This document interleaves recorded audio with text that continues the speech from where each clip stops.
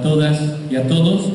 En primer lugar, un agradecimiento a los compañeros, profesores, directores de la escuela por habernos invitado para este evento. Es algo realmente importante que las escuelas de formación de maestros se hagan cargo de poder auspiciar este tipo de eventos para discutir, debatir y un poco también explicar la política de la revolución educativa, y en el marco de eso poder interactuar con maestros de base, con directores, con gente que está trabajando en aula, porque hay algo que sí es fundamental empezar a hacer, y creo que esa es una línea vital para todos. Si bien es cierto, el modelo sociocomunitario productivo ha emergido de las luchas, las propuestas de maestros y maestras de todo Bolivia y de organizaciones sociales indígenas, de actores que se han plegado de manera directa como nunca antes en la historia de la educación, porque podemos decir que desde el momento en que en el siglo XX existe educación de manera en las escuelas de formación de maestros normales, justamente aquí en 1909 se funda la primera normal. Paralelamente, el movimiento indígena estaba haciendo su propio recorrido para poder fundamentar y plantear otro tipo de educación. Eran dos carriles que corrían en el mismo sentido de la transformación, que tal vez muy pocas veces se han juntado. Lo que tiene de bueno la revolución educativa de la Ley 070 es que por primera vez logra juntar dos experiencias, tanto de los maestros que han luchado desde el origen, desde principios de siglo, como los movimientos indígenas, como en el altiplano a través de los caciques y apoderados, también en Cochabamba, y luego los movimientos indígenas en los años 80 y 90 de tierras bajas, guaraníes. Todas esas experiencias que un poco eran paralelas, en algunos momentos se cruzaban, en la 070 han empezado a tener por primera vez una relación orgánica. Y si bien es cierto, detrás de eso, detrás de la ley 070 y del modelo existe eso, hoy estamos en una coyuntura muy particular. Es necesario volver a bajar a las bases del modelo. Es necesario volver a trabajar el modelo desde los profesores que tienen experiencias en aula. Porque en algún momento el Ministerio de Educación y un grupo de compañeros se ha hecho cargo de definir, de plantear ciertas líneas y problemáticas. Pero hoy eso ya no es suficiente. Hoy es necesario que los maestros de base puedan aportar de manera mucho más significativa a la construcción del modelo. Y creo que esta es la coyuntura fundamental en la que hay que hablar de cualquier cosa. Cada presente nos convoca de una manera muy particular. No es el mismo de hace 5 años, cuando había la ley 070, no es lo mismo cuando empezó el Procopom. Hemos avanzado mucho, pero también es cierto que el modelo tiene que volver a las bases. El modelo tiene que volver a partir de las bases y articularse a la experiencia que se ha juntado de gestión en el Ministerio de Educación y en los compañeros del Ministerio. Entonces, ahí es donde es vital entender el posicionamiento histórico desde donde uno va a hablar. ¿Por qué he querido decir esto? Porque me parece importante localizar el lugar desde donde uno tiene que hablar. No se habla en abstracto, no se habla simplemente por decir un mismo discurso. Puede uno tener una idea que machaconamente le da la vuelta a la cabeza, pero por lo menos críticamente debe tratar de situar su idea en el suelo que está pisando. Y hoy el contexto del modelo es justamente eso, volver al modelo de las bases, es decir, a la gente, a los maestros, a las maestras, a los estudiantes, y desde ahí nuevamente relanzar el modelo. No estamos diciendo que el modelo no sirve, no funciona. Estamos diciendo que por la coyuntura histórica ha pasado a formar parte de una estructura de gobierno necesaria, pero ahora para revitalizarse es necesario que vuelva a las bases y articuladamente construir niveles de gestión con niveles de base. Este es un elemento fundamental. Pongo esto como punto de partida porque desde ahí yo quisiera reflexionar la producción de conocimientos. No se reflexiona en abstracto, vuelvo a decir, se reflexiona siempre desde el presente que te convoca a hablar de algo. Y si hay producción de conocimientos, y si debe haber producción de conocimientos, es justamente porque esto es lo que hay que trabajar. Pero esto depende de nosotros. Este es el momento de la política chiquitita, de la que muchos desprecian, porque no es gran política, pero es política chiquitita porque es el día a día de la acción del maestro y de la maestra que va a construir el modelo. Ese es el tema fundamental. Yo quisiera plantearles 5 preguntas que para mí son fundamentales para entender producción de conocimiento. ¿Por qué razón? Voy a dejar de lado todos los antecedentes que pueden sonar aburridos, pero existen, ¿no? Los antecedentes aburridos son el contexto de la diferencia del conocimiento o de la producción de conocimientos frente a la investigación. Puede sonar muy especialista, muy teórico, por eso lo voy a dejar de lado, porque entiendo que las urgencias de los maestros son urgencias prácticas, concretas, no son urgencias teóricas para discutir y debatir en qué medida la producción de conocimiento se opone a la investigación científica occidental. Se puede hacer eso, pero no es este el momento. Y creo que no es la circunstancia. Necesitamos tener algunas respuestas un poco más concretas. Por eso he agrupado la producción de conocimientos en 5 puntos. Y a partir de esas 5 preguntas que debe responderse el que produce conocimientos o los que producen conocimientos, voy a matizar un poco con todo lo que es el proceso de investigación científica y lo que llamamos investigación en la ciencia estándar, vamos a llamar así. Ligado a esto. Primera pregunta que debe responderse alguien que produce conocimientos es: ¿desde dónde se produce ese conocimiento? Es una pregunta vital. Parece una cosa sin sentido, parece una cosa no científica, porque nos han enseñado a nosotros que ciencia se produce a través de la aplicación de un método, y quien tiene el método produce ciencia. Eso es un elemento falso, porque solo está enarbolando la dimensión instrumental de la ciencia. Es verdad que la ciencia es un método, y cuando alguien dice yo tengo el método científico, o yo tengo el método indígena, o yo tengo el método, está confundiendo el conocimiento con un elemento instrumental. Porque la pregunta más importante para producir conocimientos es ¿desde dónde se produce? Y esa no es una pregunta metodológica. Aquí el método no tiene todavía sentido.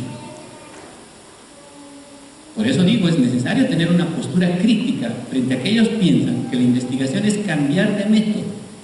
Un método científico por un método indígena. Un método occidental por un método propio. Ese no es el problema. Porque seguimos en la lógica de la investigación científica occidental, que piensa que el problema de la producción de conocimientos se reduce al método. La pregunta fundamental es ¿desde dónde producimos conocimiento? ¿Desde dónde? ¿Qué suelo vamos a pisar? Porque desde ahí se produce el conocimiento útil y necesario para nosotros. ¿Desde dónde? Eso tiene que ver con preguntas existenciales, por un lado. ¿Quiénes somos? ¿Qué lengua hablamos? ¿A quiénes estamos dependiendo? ¿O en dónde nos encontramos? ¿Qué somos? Por eso es importante que esta pregunta para el maestro sea vital. Varias veces hemos discutido con los estudiantes, sobre todo de las escuelas. He logrado ir a 36 escuelas y unidades académicas de todo Bolivia. Me faltan algunas, ojalá logre completar. Pero he hablado del tema de la sistematización con todos los estudiantes. Y una de las cosas que yo puedo decir como síntesis de lo que he encontrado es que los estudiantes actuales no tienen identidad de maestro. Esa es mi primera hipótesis. Piensan que ser maestro es ser especialista. Es decir, de física, de química, de matemáticas, de historia. No es maestro. Yo aseguro, por lo que estoy viendo aquí, personas con edad suficiente, no voy a decir mayores, para no ofender a nadie, que ustedes sí tienen eso. Porque han vivido la experiencia formativa de otra manera, porque han estado en aula. En cambio, los jóvenes que entran a las escuelas siguen pensando que el tema es ser especialista. Para poder, yo les decía, para poder saber que la sistematización es un instrumento que es correspondiente con el modelo, uno tiene que preguntarse qué es ser maestro en el modelo. Porque este elemento fundamental, es decir, el desde dónde es amplio. Primero es la cultura, el horizonte, el suelo histórico que yo piso, pero también está la profesión que soy. ¿Quién soy? Una cosa es ser indígena y ser un profesional en una universidad. Una cosa es ser indígena y ser un profesional en el gobierno, y otra cosa es ser un indígena y ser maestro. Entonces, el desde es más complejo. No es simplemente una cultura en abstracto, porque la cultura en abstracto no existe. La cultura territorial es la que existe, la que habita el territorio, no la que habita la abstracción de la teoría ni de la organización teórica, sino la que concreta, la que yo vivo, la que está en Sucre, la que está en Oruro, la que está en Potosí, la que está en Chayanta. Esa es mi cultura concreta. Es espacial, es territorial. Entonces, también es territorial internamente. Soy maestro. Por eso es que la pregunta desde es fundamental para la producción de conocimientos. Si no hay esta pregunta, ¿desde dónde se produce? Entonces no puede haber conocimiento pertinente. Puedo producir conocimiento, pero no conocimiento pertinente, que es lo fundamental para tener una visión descolonizadora. Yo puedo producir conocimiento para poder dominar, como en el caso de, no sé si conocen la película Nuestra marca es la crisis, que es una película que se hace en 2005, que son la CBC, si no me equivoco, que hace una película del 2002, cuando Goni contrata a un consorcio especialista en temas de marketing político para hacerle ganar la elección del 2002. Ahí se da cuenta que el conocimiento existe. Esa empresa ha logrado producir un conocimiento para que Goni lo utilice para poder ser el ganador de la elección del 2002. A ese señor no le interesa si Goni mataba después más de 65 personas en Bolivia y hería a muchísimas más. No le interesaba. A esa persona no le interesaba las consecuencias de traer a una persona que ni siquiera entendía Bolivia para ser presidente, porque le estaban pagando. Entonces, se puede producir conocimiento sin un sentido territorial. Y cuando decimos sentido territorial, es una búsqueda para saber desde dónde producimos conocimiento. Entonces, es una primera diferencia, ese desde dónde. Y para el maestro tiene que ver con varias cosas: su cultura, su lengua, su atribución. Porque no solamente es tener algo, sino pretender alcanzarlo también. Hay mucha gente que puede no hablar el idioma indígena, pero esa gente quiere buscar la armonía con eso, que ha sido, que es el legado de su familia. Esa es una forma también original de poder saber desde dónde produce su conocimiento. Es decir, ahí hay que tener un profundo análisis interno y externo y saber, como dice Senelman, colocarse. El elemento fundamental de la pregunta del desde dónde es colocarse para producir conocimiento. ¿Dónde se colocan ustedes? Como culturalmente, lingüísticamente y profesionalmente. La colocación no es un acto individual solamente, es un acto social. Porque aquella persona que quiere producir conocimiento se ubica socialmente en un sujeto social, no en un sujeto solamente individual. Si es un sujeto individual simplemente, se va a reducir a una cuestión meramente instrumental. Se puede seguir ahondando sobre esto, pero simplemente yo lo dejo aquí. ¿Desde dónde se produce conocimiento? Primera pregunta. ¿Para quién se produce conocimiento? Segunda pregunta. ¿Para quién?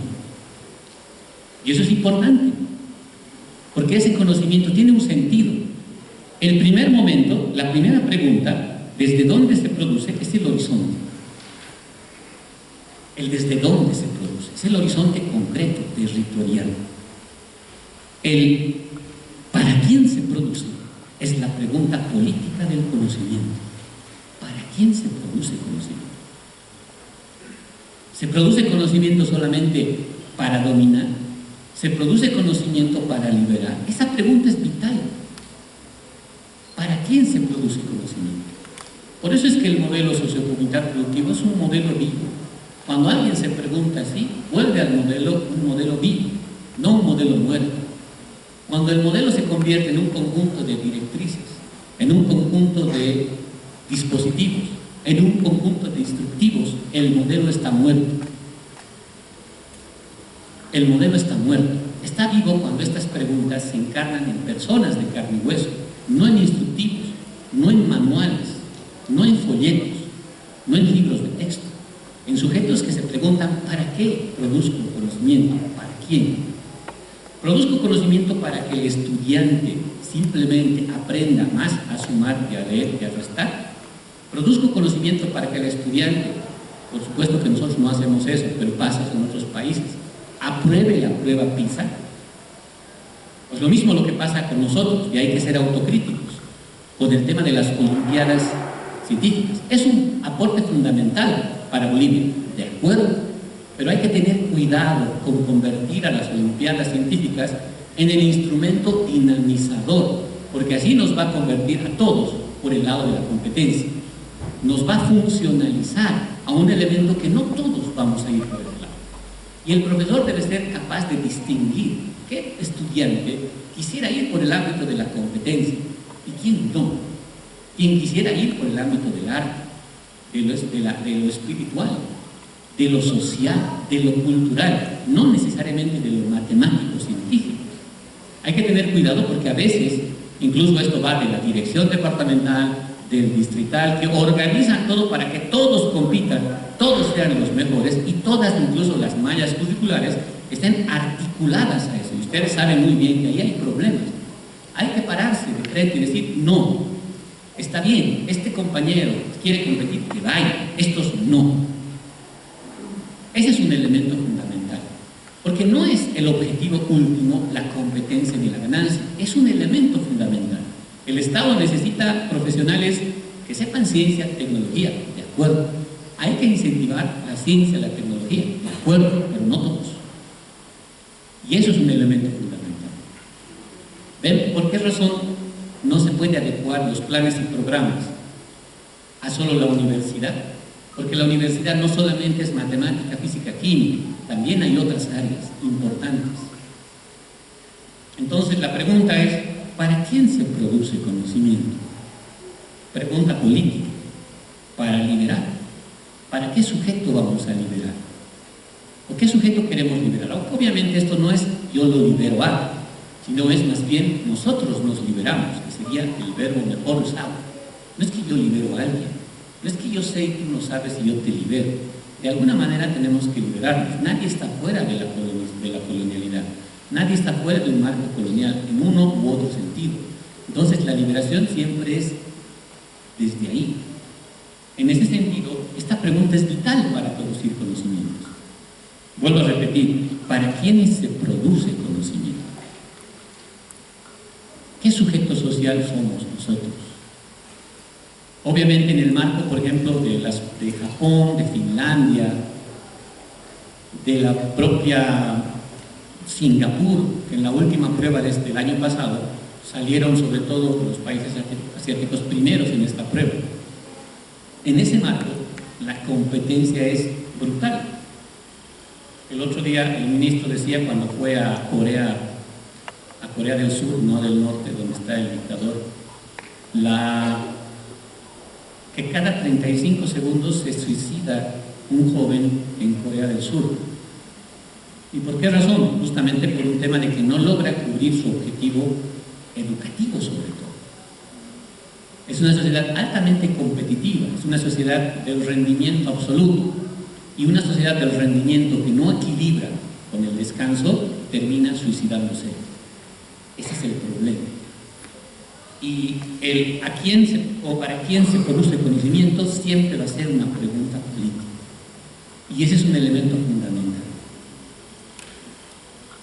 Recién viene una pregunta fundamental. Una vez que uno ha logrado responder eso, viene la tercera pregunta, que recién es metodológica.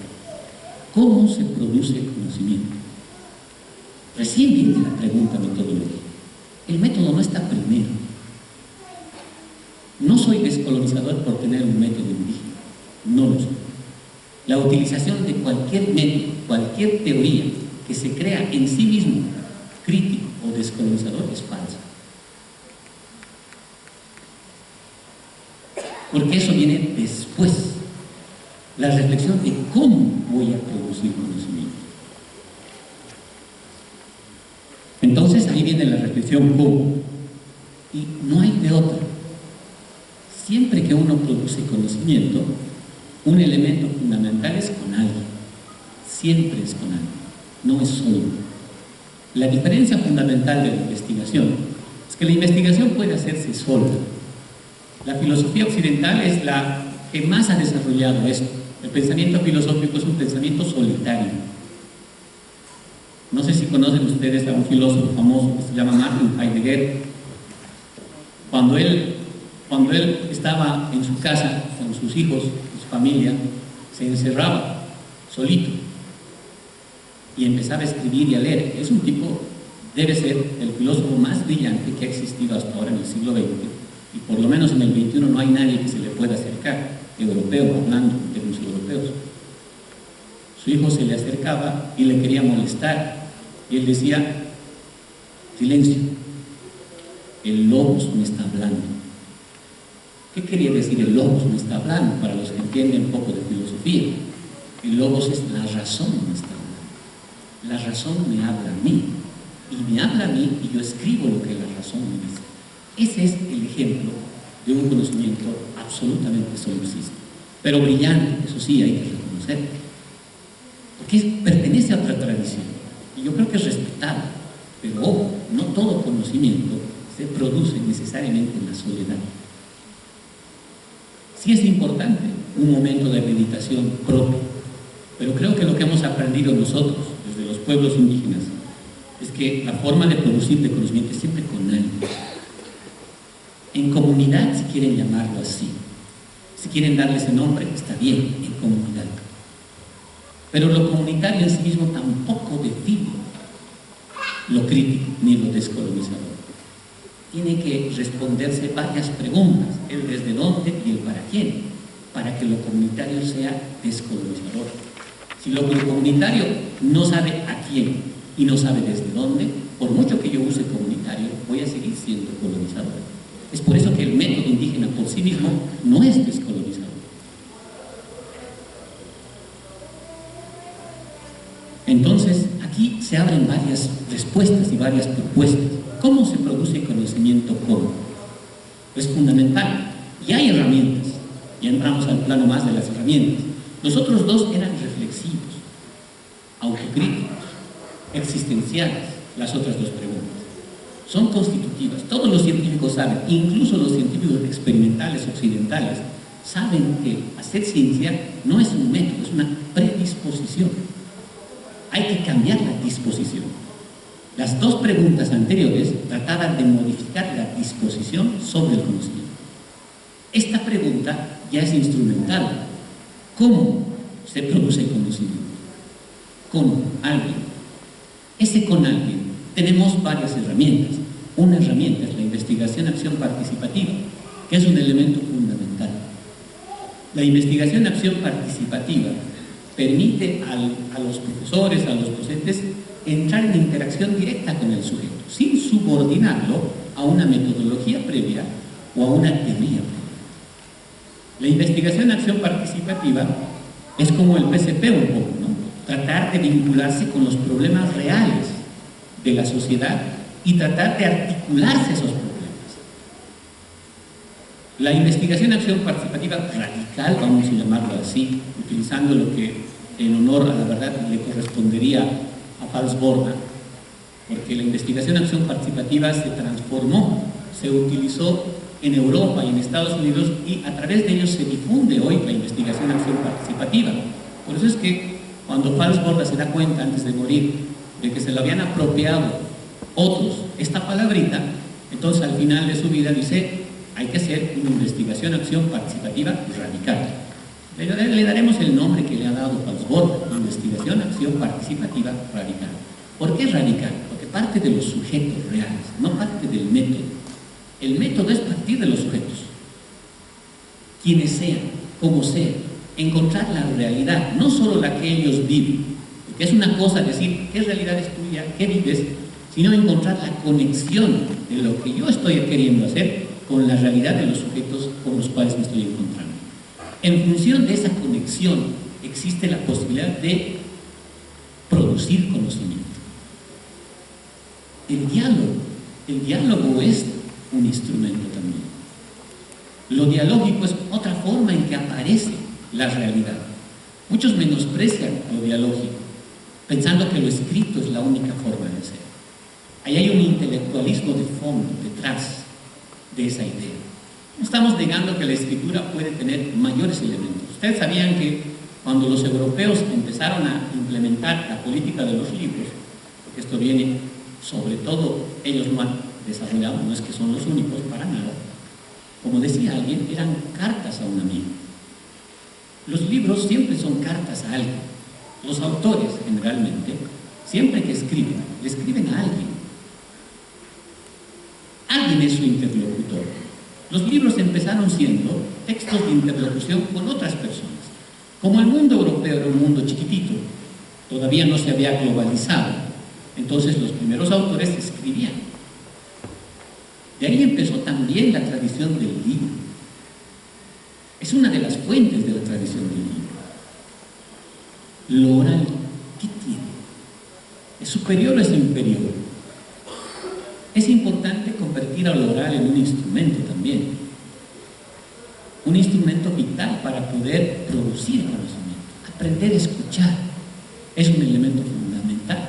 No es fácil aprender a escuchar. No es fácil, parece fácil. Oírse es fácil, escuchar es difícil.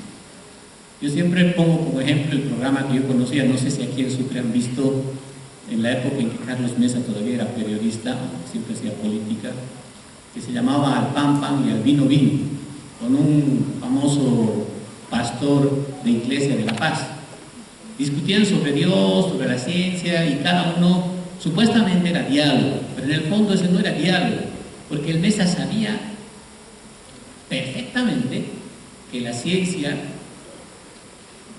escéptica no podía creer en Dios. Cuando estaba en las cámaras, su objetivo no era aprender de Dios, su objetivo era convencerlo. Y al revés, el pastor no quería, sabía muy bien que Dios había dado todo. Entonces no quería ir a dialogar con el Carlos Mesa, le quería hacer entender que Dios existe y que debe creer en él. En otras palabras, eran dos sordos. Porque nadie quería aprender del otro. La única manera de poder dialogar con alguien es aprender del otro. Si uno no aprende del otro, no hay diálogo. Este es un elemento fundamental en esta metodología del trabajo, sujeto a sujeto, cara a cara. Es vital eso. Cuando uno piensa que sabe, lo único que hace es convencer al otro. Y pasa, nos ha pasado, nos pasa a todos. Yo no creo que nadie esté a salvo de eso, de pensar que tiene la razón y que va al otro para convencerlo. Generalmente la política es así, ¿no? Uno va para convencer al otro. Ese es un tipo de política, no va para escuchar. Esa política no va con nuestro presidente. Yo creo que nuestro hermano presidente es bien claro, él dice, no importa, hay que reconocer los errores. Y lo ha dicho, aunque lo hayan criticado. Del tema del agua, ha dicho que no sabía, todo el mundo le ha criticado. Del tema de la mía, ha dicho que no sabía, todo el mundo lo ha criticado. Claro, los políticos tradicionales dicen, no, ¿cómo pues? ¿Cómo va a decir eso? No tiene que decir, quieren ocultar. Pero él lo ha dicho. Y eso es importante. Esa honestidad. Entonces, en el marco de la producción del conocimiento con otro, de cómo se produce conocimiento con otro, hay varias herramientas. El diálogo se puede convertir en uno. La entrevista puede entrar ahí.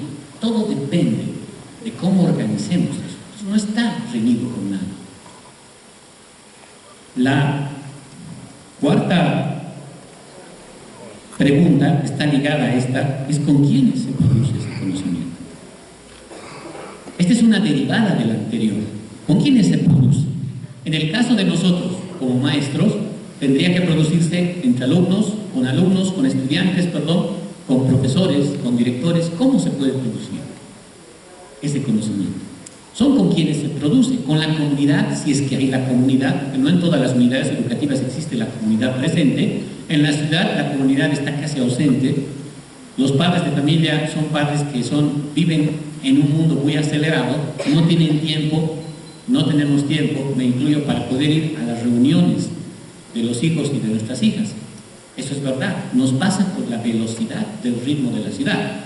Entonces hay que saber cómo y de qué manera, o con quiénes se produce este conocimiento. El último, que es el punto también más importante, ¿con qué se produce el conocimiento? Este elemento es vital, porque estas son las herramientas que nosotros vamos a construir, que nosotros vamos a producir. ¿Con qué se produce conocimiento? ¿Con qué produce conocimiento un maestro? Se dan cuenta que aquí no es recoger datos. Los datos están presentes. La realidad está presente. Pero la realidad y el dato no es el punto central, como es para la investigación. La realidad es parte de mí. Está presente en esto. Cuando yo dialogo, cuando yo hablo, cuando yo trato de pensar qué realidad vivo, qué cultura soy, la realidad está presente. Lo que llama la ciencia objetivo en sentido estricto empírico está presente. No estamos negando lo empírico. Este no es un ejercicio subjetivo, es un ejercicio objetivo desde el punto de vista de que trata de relacionarse con la realidad. Pero no se reduce a la visión simplemente objetivista, simplemente metodológica del conocimiento. Entonces, ¿con qué se produce? Habría que preguntar, ¿qué produce? ¿Cómo va? ¿Con qué va a producir conocimiento el maestro? Lo puede producir con una didáctica, lo puede producir con una actividad, lo puede producir con una planificación. Hay que entender que estas pequeñas cosas no son cosas solamente repetitivas.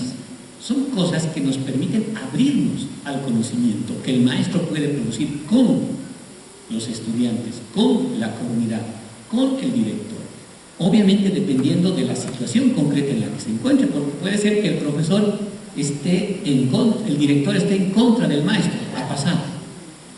Un director que no ha hecho Provocó porque se ha negado, o está en contra del modelo, porque es trotskista, puede pasar.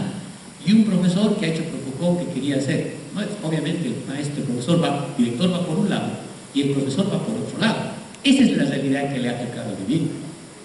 No tendría por qué tratar de cambiar y decir, cámbienme a un profesor que sea del modelo para que yo pueda decir. No, tiene que producir su herramienta en ese contexto. Si no, no es la realidad. Ese es el tema. A todos nos toca vivir nuestra realidad. Y esa realidad es de la que hay que partir.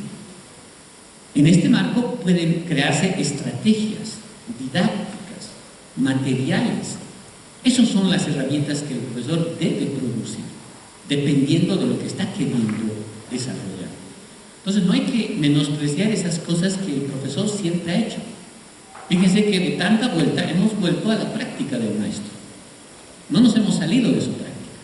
El maestro va a seguir haciendo lo que sabe hacer, solo que de otra manera. Ese es el objetivo. No es decirle al maestro algo que no sabe. Cuando decían producción de conocimientos, qué difícil debe ser, qué abstracto debe ser, eso qué cosa será. Yo prefiero investigación, pero averiguamos si saben investigación, descubrimos que tampoco saben investigación, porque no se ha hecho. En la Universidad Boliviana se ha hecho muy poco. Los docentes de formación de investigación de las escuelas conocen muy poco. Tal vez algunos libros de investigación, pero investigación no han hecho. Yo siempre les pongo el ejemplo mío. Yo he estudiado sociología y los 5 años de sociología he llevado todo método. Primer año, método 1. Segundo año, método 2. Tercer año, métodos 3. Cuarto año, perfil de tesis. Teníamos que estar 1 año para construir 15 paginitas de nuestro perfil de tesis. Quinto año para egresar, borrador de tesis. Sin borrador de tesis no egresamos. 5 años dedicados a la investigación. Por lo menos yo puedo decir que 5 años le he metido de todo y de nada. Occidental, mal, bien, todo. Entonces, por lo menos podría decir yo que algo conozco. Pero si en las escuelas no se da esta metodología, entonces va a ser mucho menor la capacidad de poder producir investigación. Entonces hay dos cosas.